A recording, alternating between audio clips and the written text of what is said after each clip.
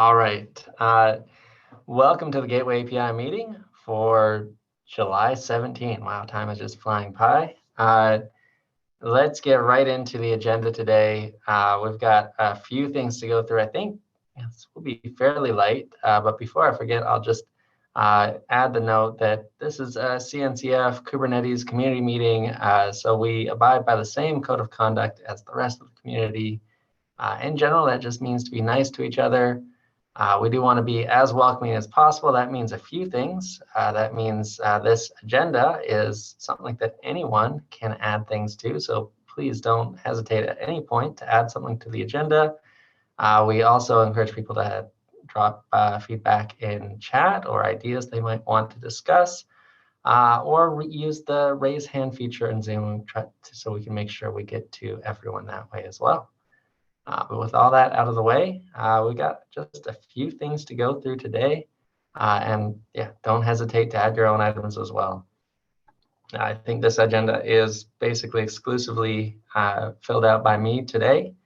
But yeah, any other ideas are very welcome. So first off, an update on the 080 milestone. We are basically clearing it out. It is nearly cleared out. There's one thing that in the last meeting, you may remember Shane had volunteered to take on this tiny little PR to clarify gateway class support requirements. This is not a release blocker. I think he'll probably still get to it, but if he doesn't, not a big deal. It's not going to prevent us from releasing. This version clarifications one, Spencer has already made a good PR that's got emerged for this, but there's some additional work. But again, not a release blocker. We've made progress, whatever. And the others are docs. So that means that we are ready to start API review for 080 at any point. The downside is that we're not in a bubble, and other people have schedules and calendars and things too. And as luck would have it, the earliest we can actually start API review due to some people being out of office is next week. So we're ready, but we can't actually do anything. So yay. That does mean we do have a little bit more time to try and squeeze things through. If there's anything that just barely missed, we can definitely try to evaluate and see if we can squeeze it in. But that's just an update on the 080 timeline. We are still moving forward with it. I think we've got everything in place. We're just waiting for reviewers to have time in office where we can start that review process. Yeah. Next up is this timeout formatting thing. This gap got so close, and timeout formatting just ended up being the most ridiculously complicated thing to get right. I think we are close to, I haven't read Tim's latest comments yet, so we'll see, but I think we're fairly close to consensus here. We're basically in the final stages of what I would call, agreement or nailing down the final format here. Other comments from other people are very welcome. I really appreciate Flynn had some great contents. Jordan above, yes. Don't hesitate to jump in here and add your own perspective on this, since it will affect many things in Kubernetes. I expect anything that uses duration going forward will end up using something that looks like whatever format we define here. And so, yeah, hopefully we get it right. But if you see something here that looks funny, do add a comment sooner than later. The one thing that I would call out is the very, very key exception that we're not allowing compound values. So something like 1 minute, 30 seconds would have to be expressed as 90 seconds. If that's something that bothers you, add a comment, whatever. Again, we're just trying to do as simple a possible subset of the basically Golang duration formatting so that it can be easily parsed by other languages as well. And Flynn actually added a very useful comment that pointed to work ongoing for Rust and Python, apparently, to support that format as well. So at least there's, it is not just limited to Golang at this point. And especially the tiny subset of that format that we're talking about discussing would be easy to support in other languages as well, I would think. So yeah, that's a mouthful, but that is what we're doing on timeouts. I think there's an end of this tunnel in sight, but sorry, because I know this gap had gotten so close, and then we got sidetracked on this tangent, but hopefully it'll be worthwhile in the end. Yeah, I don't know if anyone working on that gap is. I don't see anyone on that gap in this call, so I'll leave it there. Okay, next one. I think many people on this call are working on implementations that are running conformance tests. Kind of the next thing that we want to encourage here is to actually submit your results. We're working towards a point where we can actually display results in a central place, but first we need to understand what those results are. And this is just really helpful for us understanding which implementations are supporting features and how we're progressing towards that kind of end goal of having a lot of conformant implementations of this API. The list of implementations keeps on growing, but we really want to also encourage that progress towards conformance as well. So thanks to Mattia for filing this PR. This is really the first one of what we hope will be many to submit a report showing, in this case, Kong's conformance with Gateway API. Hopefully there will be many more around the corner. At this point, we're still kind of testing out a few things. There may be some changes as we go to the format of this report, but don't let that prevent you from going ahead and running this and getting your own feedback. The more reports we can get, the more we can test this out, the better the long-term result will be. So yeah, any comments or questions? Anyone think they'll be able to get a report out in the next month or something like that with their own implementation?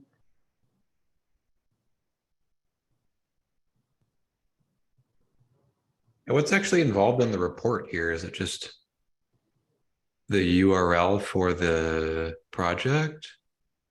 Yeah, so The first I've seen it. So there's two ways to run conformance tests now, and this is it's basically the same thing. It's just a slightly different entry point, but it's almost all the same logic of running conformance tests, with the difference being that it will spit out a report like this for you. So yeah, you provide some metadata like this, and then it fills out the rest of the report based on the test results. And that's all there is. And cool, looks like Contour will start having conformance tests soon. Yeah. So yeah, keep an eye on this. The biggest thing that would be helpful sooner than later would be just to run this sometime soon. Just you don't even need to submit anything, but if you see problems in our reporting mechanism and how this works, would love to call that out sooner than later, because we do want this to be a part of 080, so you can clearly tie your conformance results to release 080. So as long as all of this mechanism works well, we can worry about actually getting the conformance reports in a little bit after.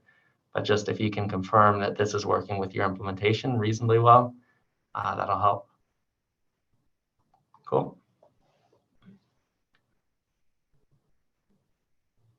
Yeah, there's a good question. My understanding, and unfortunately, Mattia and Shane are not on this call, but my understanding is that we're trying to have reports, and there's an API version of the conformance report here. And my understanding is the goal is to it is to report that I was conformed, my implementation at v1.8 was conformed with Gateway API at v0.8. But basically that combination of implementation version with API version. So yes, I do think we want to link those together as closely as we can and actually have them show in the report. So you can see the implementation version is 2.10 right now. The API version, well, actually not here, but there's another API version somewhere else in this report that would have room for 0.8 in that case. This code didn't exist in 0.7.1, which is our previous release. So we're kind of just testing unreleased code, which is not great, but we need to do that just so we can get to a point with the 0.8 release where everyone can publish their conformance as it relates to the 0.8 release. Cool, good question. All right. Any other questions on that, or I can move on? All right, I'll keep on going. Next one. Oh yeah, API tokens. Thank you for, I know I chatted with you a little bit earlier, Igor. Yeah, what are you thinking? Yeah, hi everyone. So yeah, it's really maybe a newbie question. I don't know, but yeah, idea is basically we have applications running in Kubernetes, and some of them provide a public API, so some other folks can connect to it and do stuff like, well, technically we are working on a search engine to protein structures, but yeah, I can think about any applications that provide public APIs. An idea would be to have an ability declaratively say, okay, I want this API to be not DDoSed, and so for instance, it should be able to provide somewhat rate limit for requests, and maybe some also whitelists for, so I know this kind of a good client to my API, so I want to give him like full access, and by default it should be, let's say, 1,000 requests per second or something like that. So this is very like high level overview, and I recall we shortly talked about it, and there is a community interest in having such a feature. And I was thinking if we start to implement that, I did some investigations that should be possible to do that with Nginx and some zones and like dynamic configurations. But yeah, since we are going to do that anyway, I thought maybe it would be a good contribution if we do it in a proper way and make it like a feature of a gateway API. Yeah, I hope I make sense. Yeah, no, that's awesome. We always love to see new ideas come forward, and certainly if the decision is between implementation specific and something that could be portable, I would love to see a way to make it portable. I'm trying to understand the specific use case here. I heard something about rate limiting, obviously tokens. So I'm thinking about JOT or something like that. Those seem slightly separate to me. Maybe you can explain a little bit more what you're trying to accomplish with specific use cases.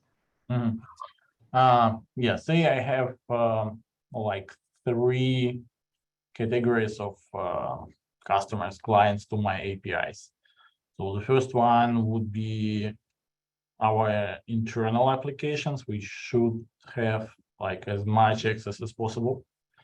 And then somewhat friendly clients to which we want to provide like more access than to the last one would be like default ones with some really limited access. So this probably describes like very high level idea of that thing. Okay, so it's kind of like a conditional rate limiting then, depending on the source. Would that be like source of CIDR, or is that where the tokens come in, like depending on the category of token, the identity of the requester? Do you have, I guess I don't know how you would categorize those different things, or how you would identify the source of that traffic.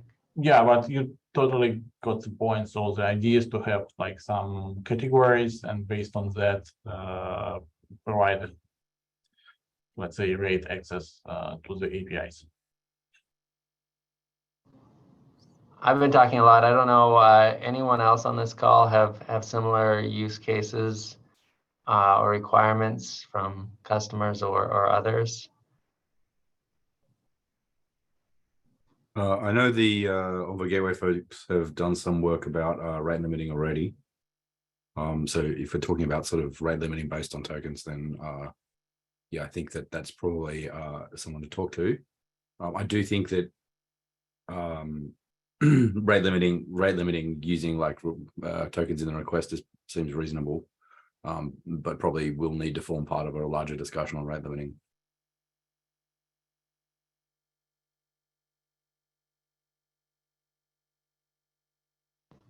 Yeah, that's a good one. I don't see any of the Envoy Gateway people on this call. Hopefully, I'm not missing them, but they seem like the most the people have gone the furthest in this specific area with Gateway API because they both have rate limiting and they have JOT authentication, which I think is at least slightly tangential to what you're talking about here. But I would. Yeah, I think that's a good place to go next. Maybe you might get a few more eyes if you kind of describe this use case in a discussion. I think that's where we're recommending people start. But if you create a GitHub discussion and just kind of describe this specific use case, that may be the next thing. We're missing some people on the call that I think might have some ideas here. It is summer, so lots of people in and out. Yeah, but I'd agree with what Nick's saying here. This conceptually seems like it could fit in API. The first thing we do would be to get a high-level interest. So that's, meeting is a great first step. Next, maybe just write it down in a GitHub discussion and see if that gets any more people interested.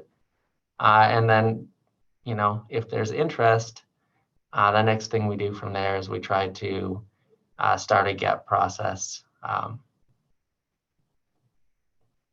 It looks like there's some interesting comments in chat here. It sounds like a combination of multiple features. One, identifying a user based on authentication or something else, and then rate limiting based on that. Is that a correct assessment before we go further, Igor?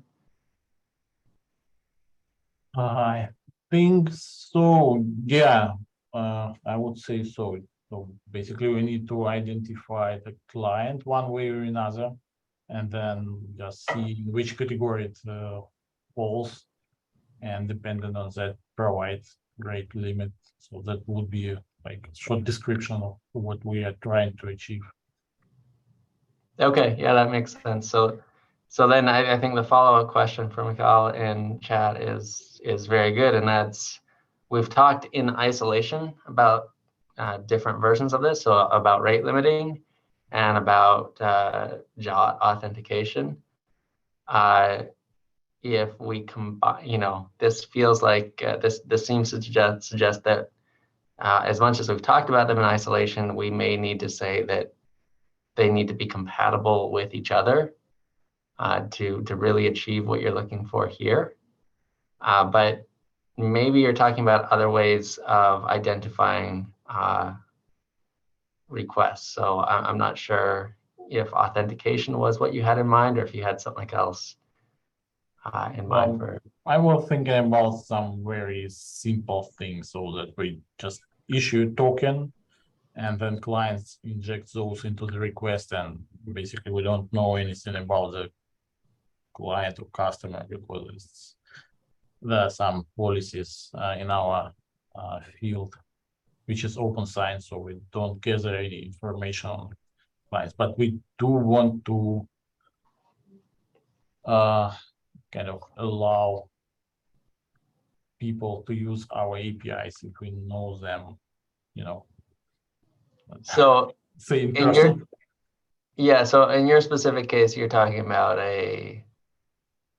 setting this via header, like a token via header in requests, and then matching that header and adjusting rate limit based on that for example? Yeah, totally. Okay, so in that case, that could be, you know, I don't want to go too far down the implementation, but that could just be a route rule that has a header match and then a rate limit for that route rule. Maybe easier than trying to bundle in authentication and the rest. I don't know.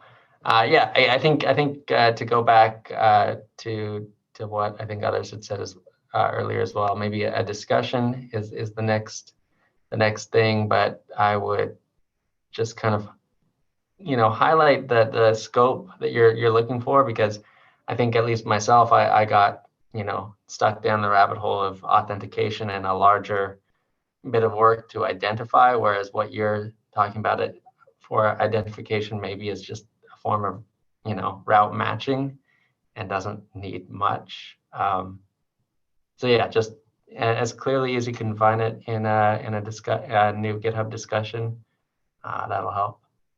Okay, thank you. Yeah, and I think if the yeah, if you do sort of, it is probably important for us. It will be a question that we'll need to answer about sort of it does have implications about sort of how, if these are implemented using filters, then we will need to sort of answer questions about how composable filters need to be, and, you know, if the results of a filter should be available to the next filter in the chain and stuff like that, which is, I think, is one of the sort of implications from Mikhail's question, which, again, thanks, Mikhail.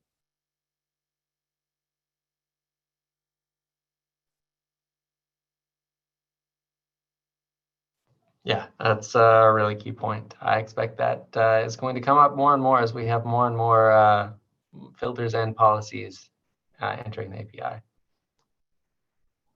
Okay, well, I think that brings us to triage then.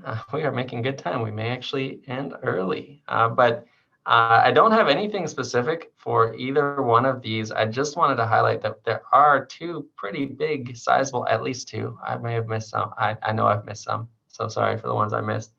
But the ones that are at least in my head right now are session persistence and TLS, both pretty huge gaps. I think we've got, you know, continued comments and feedback going on both of these. So I don't, you know, we don't need to go into great depth in this, but just giving this as an opportunity. Grant, is there anything you wanted to highlight or ask for on this to help keep it moving forward?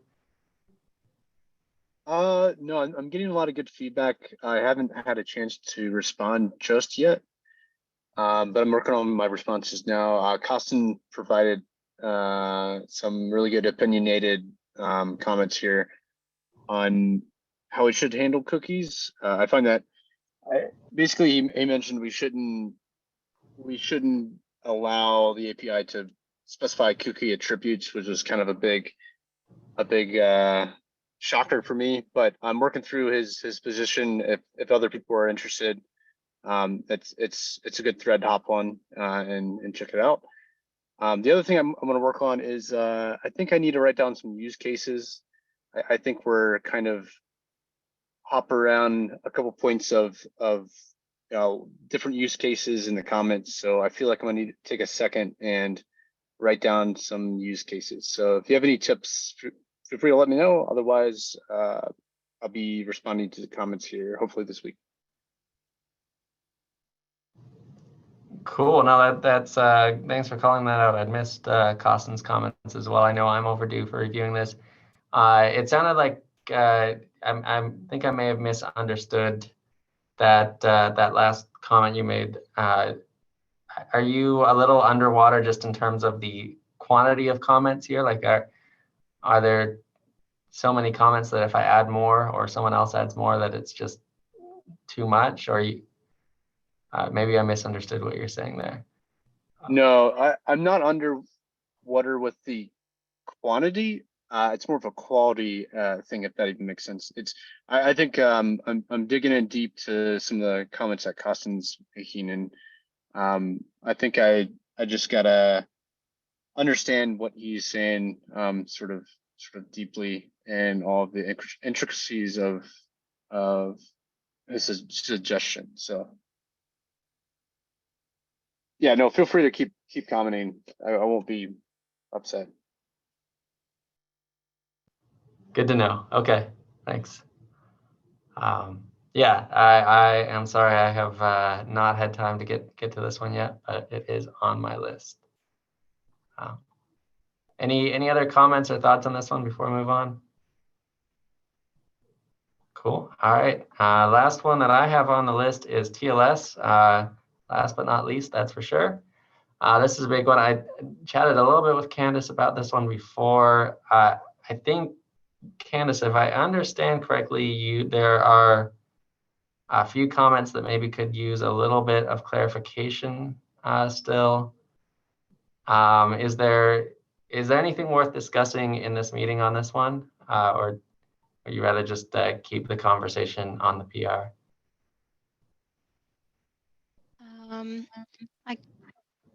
I guess I would like it if Nick was able to take a quick look at this. I think I got some feedback from you, Rob, and a little feedback from Shane, but not sure that Nick has had a chance to look at it. I don't know if you have time, Nick, to look at it, but yeah, it's definitely on my list. But yeah, like it's it's literally like 8:30 a.m. on my first day back after 3 weeks vacation. So yeah, yeah. So yeah, it's definitely on my list. But yeah, I'm not 100% sure when I'll get to it. and I guess I have to say that, you know, last week, adding in some additional requests for MTLS to be discussed within this PR. And I just really don't know what people want to talk about regarding MTLS in this PR. Mostly I got comments like, what about MTLS? I'm like, what about it? But I don't know, you know, what people really want to talk about in terms of MTLS in this gap, especially since at the beginning I mentioned that it was out of scope for the gap, but within the comments it looks like people are sort of moving towards, well, this can't go out of provisional status if we don't talk about MTLS. But still, I don't know, what do people want to talk about in terms of MTLS for this? So it's difficult for me to actually make any progress with that. Yeah, no, that's entirely fair. I think that at least from my perspective, what's happening here is there's this fear. You know, these concepts are very similar. The TLS from gateway to backend. Right now, we're just talking about really this validation of that the server is providing to the gateway, the client in that case. Well, the gateway is gateway as a client is validating the cert provided by the server or backend, and that's a really tiny bit of configuration. But I think what at least the comments I'm reading are just trying to at least understand how and where this fits into the bigger picture. But I agree with what you're saying, that this has been called out. You know, MTLS is out of scope. But I think maybe what we need here is just some kind of answer of, you know, this gap is not intending to solve that specific problem, but we at least have like how this could potentially interact with an MTLS solution in the future. That's, I think, about the extent of where we need to go. Not a solution, but just there's a path where this could interact and work well with MTLS config in the future. That's, I think, what people are asking for, but I agree that we don't want to try and solve MTLS in this. We just need to have enough confidence that it can interoperate, and we're not going down a path that is going to be incompatible long-term with, or just annoying long-term with MTLS config. I don't know, does that make sense, or does that line up with what you've been seeing or thinking? So I think someone also asked if you're not going to include MTLS, you have to say why. And I just felt like I had already said that it was out of scope for this, and based on the ways that we've tried to approach this in the past, and MTLS getting in the way. Yeah, and I think you've really answered it well there, just by saying that MTLS is something that is can be complicated, and we've already found this gap very complicated to, we have tried and failed on multiple previous occasions, starting with my initial failed attempt years ago now. And so, yes, I'm very familiar with the pain involved in moving this forward. And I think the answer to that question is kind of what you alluded to. We need to start with the smallest possible scope that we can think is, independently useful. And that's why other things are out of scope. I think that may already be stated in the gap, but if it isn't, I think that's the answer. And I think that is useful to record, because I do understand why someone reading the gap in the future may say, well, why did you start with such a small, target when TLS is much broader? Well, this is why. So, yeah. Yeah, no worries. I'm definitely going to have a look at some of those comments as well, Candice, and try and help resolve them too, if there's any clarifications required. And, Great, thank you. Yeah, feel free to ping me with any specific things that you really want me to look at as soon as possible, and I'll bump them up to the top of the heap. Thanks.